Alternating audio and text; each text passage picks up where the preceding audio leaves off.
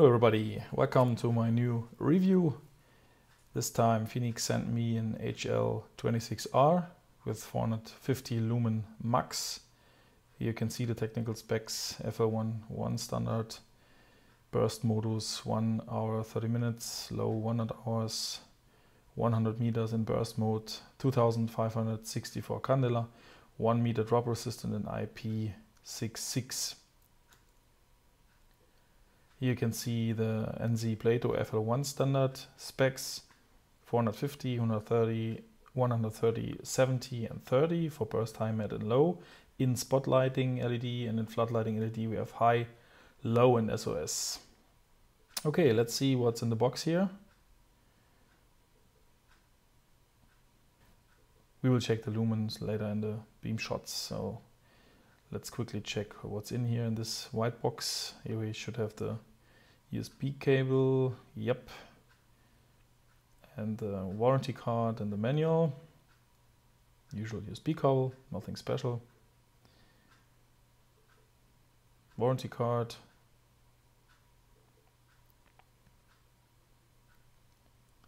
And here's the manual with all details in it in almost every language.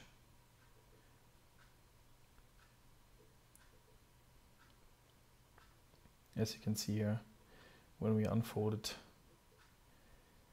everything is written down here. Let's now check the most important thing here in the box, the headlamp or headlight. So we saw this in my channel from the EVA 2017 video from the exhibition on the Fenix booth, and yeah, now it's here. This is the strap, usual strap, nothing special. Here's the protection, the cover, the plastic cover to prevent accidentally turning on and off. Here you can see the battery indicator when you push the first button, and if you now hold along the buttons, then you will see that you can switch through the modes. It was the first time without reading the manual here, so I'm a little bit crazy of pushing the knobs here, but you can hold it down, then the light is on, and then you can switch through the different modes. As you can see, the SOS mode, high, med, strobe, and no strobe, sorry, just the SOS mode, as you can see here. This is the floodlight LED, Nichia, and in the middle we have the Cree XP-G2 R5 white LED, and you can turn it on the same way as you can turn on the floodlight LEDs.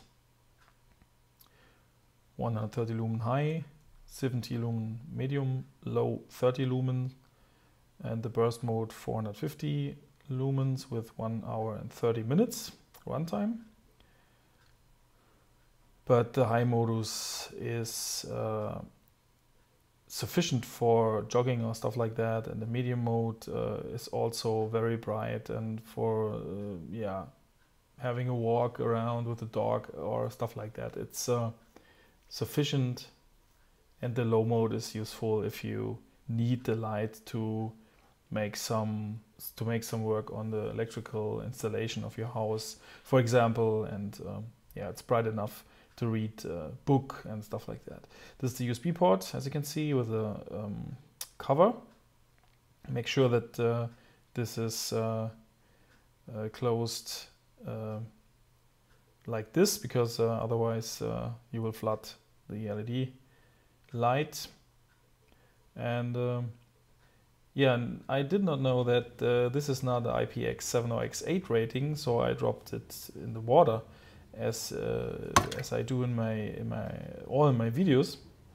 But it's IPX6 rated, so yeah. But there was no issue in this case, no water in the housing or anything, so it was no problem. The flashlight can handle the the water, and it's no problem.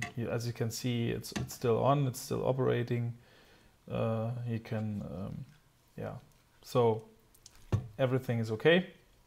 And I assume that the IP66 rating is because of the USB cover on the USB port down here.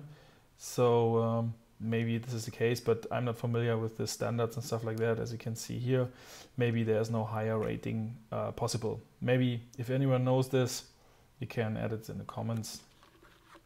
And yeah, good. Okay, the next thing is to see the runtime of the flashlight.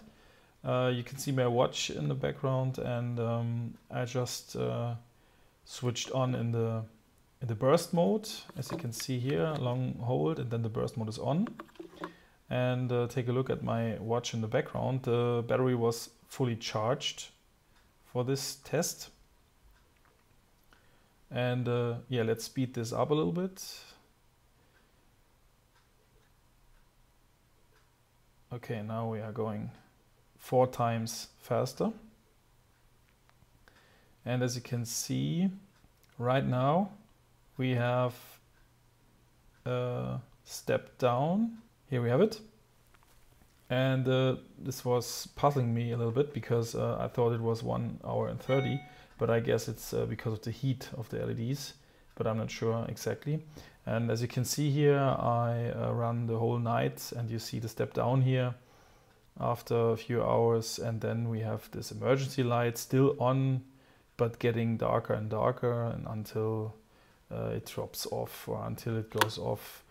And after that, it was very interesting. You could switch on the flashlight again. And so yeah, let's just see how long this will run. And you can see the battery indicator is blinking. So I checked this, and yeah, it's still on. It's getting darker and darker again in this spotlight. But it's not the case that the flashlight will go off instantly and let you in the dark alone. So it will indicate it early enough for you, so you can charge it or use another flashlight you have.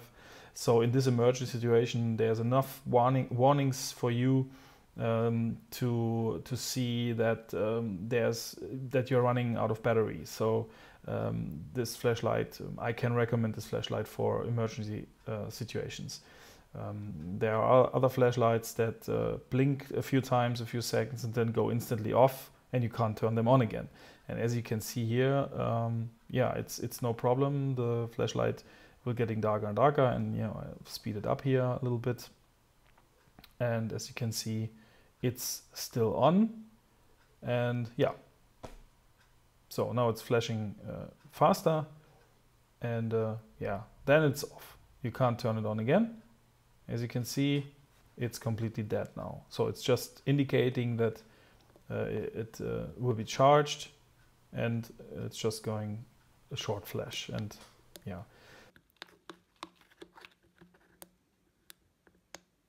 Yeah, here we have the USB meter test, but we unfortunately it was the wrong USB meter. It was not the USB meter to see the capacity, so you just can see the current, the charging current. But anyway, you can see how long it takes, and how the charging current steps down during the charging process. And it's a 1600 milliamp battery in this flashlight, and we can start the charging progress now, and then check my watch in the time lapse.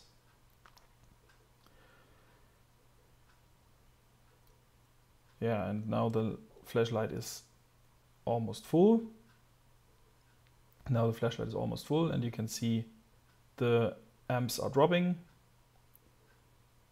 and until it's fully charged. And you can see the indicator, and yeah, now it's full. Here we can see the drop test from 1 meters and 50 centimeters. There's no problem for this flashlight because it always falls to the plastic cover or to the band, so it's no problem for this flashlight. Now we can see the low mode, 30 lumens. Then we can switch to 70 lumens. It's the mid setting. So with the iPhone, it's a little bit complicated to see it how it was in the real world, but it's really bright already. Now let's switch to high mode, 130 lumens now. Here we have it, and it's bright enough to 10 meters. It's no problem. And now we can switch to the burst mode, and then you can see the trees here in the background, 40 meters approximately, and it's really bright. So as you can see here, the satellite dish is 30 meters away, so no problem, really bright, so very good. Here we have the flooding LED or flood LED with the high lumen setting. It's okay to check the surroundings, so to walk around it's no problem, but yeah, it's a little bit darker, but for the most things it's no problem. And here we have the SOS mode also with the 40 lumens, and the 4 lumens low mode is for reading yeah, a map or a book or stuff like that. So let's now quickly check some beam shots on the wall. As you can see here, it's very nice light, and it's really a huge amount of light for this headlight. So I like it. It's a really cool flashlight. Quick check of the beam shots or the beam itself. As you can see the spotlight here, we have a little spot, and also the white beam, so you can't say where it begins, where the spot begins and ends, and where the spill begins and ends. I like that very much, and this is the flood LEDs, as you can see, very floody. Yeah, my resume on the HL26R LED headlamp is very good. So in the Fenix Germany shop for 51,90 €. You can operate it during charging, only in the spot and only in low 30 lumens. That's possible. So I like that very much. But you should take care that no water can come into this USB connection. Okay, thanks for sending me this flashlight. Thanks Fenix for sending me this to test this. Thanks for watching this. And sorry for my bad English, but I tried to translate it from the German version. Okay, so have a nice week, and yeah, see you next time. Bye bye.